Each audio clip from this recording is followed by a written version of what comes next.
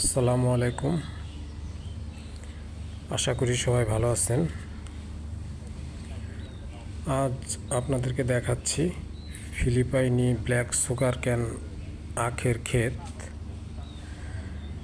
যেটা আমরা আজ থেকে 7-8 মাস আগে লাগিয়েছিলাম।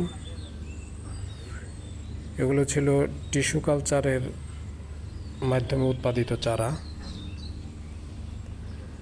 পল্লীমঙ্গল কর্মসূচির অধীনে ফ্লোরাল বায়োটেক টিস্যু কালচার ল্যাবে উৎপাদিত ছিল চারাগুলো। তো 8 মাস আগে চারাগুলো যখন লাগিয়েছিলাম তখন একটি ভিডিও দিয়েছিলাম। তো 8 মাস পরে চারাগুলোর কি অবস্থা আপনারা দেখেন। চারাগুলো অনেক লম্বা হয়েছে, মোটামুটি এক একটা আখের দৈর্ঘ্য প্রায় 8 থেকে 10 ফিট। তো আমাদের হাতে আরও 4 মাস সময় আছে। আপনারা হয়তো বা জানেন, আখ 1 বছর বয়স হলে হারভেস্ট করা লাগে। সেই হিসেবে আরও 4 মাস আমরা পাবো। এই 4 মাসে আরও অনেক লম্বা হয়ে যাবে। এক একটি আখ মোটামুটি 15 থেকে 16 ফিট লম্বা হবে।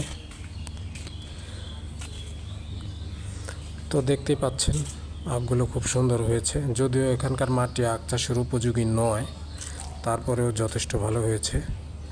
কিছুটা আমাদের পরিচর্যার ঘাটতি ছিল, যেহেতু আমরা নতুন একটি পাইলট প্রোগ্রাম হিসেবে আমরা লাগিয়েছি। তো আখগুলো মেন সমস্যা হচ্ছে আখগুলো একটু বাতাসে পড়ে যায়। আপনি যদি এই আখ চাষ করেন তো যে কোনো মূল্যে আপনাকে আখগুলো দাঁড় করিয়ে রাখতে হবে। কিছুদিন আগে একটু ঝড়ো হাওয়া ছিল, যে কারণে আখগুলো পড়ে যায় মাটিতে। তো আমরা আবার খুঁটি বেঁধে বাঁশ দিয়ে আখগুলো দাঁড় করিয়ে দিয়েছি। তো দেখতেই পাচ্ছেন আখগুলো খুবই সুন্দর হয়েছে। তো ফিলিপাইনি কালো আখগুলো খেতে খুবই নরম এবং সুমিষ্ট। তো আমাদের আখগুলো এখনও যেহেতু বয়স হয়নি, মিষ্টতা অতটা এখনও হয়নি। ঝড়ে কয়েকটা আখ ভেঙে গেছিলো, আমরা খেয়ে দেখেছি, হয়েছে, তবে অতটা মিষ্টতা হয়নি। আরও 4 মাস লাগবে।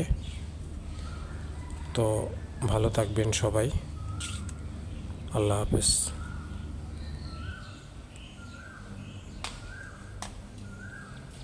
বলে আমেরিকা গেল। আমি খালি কালকে শুনলাম ফয়সাল স্যারের ফ্লাইট 1টা বাজে।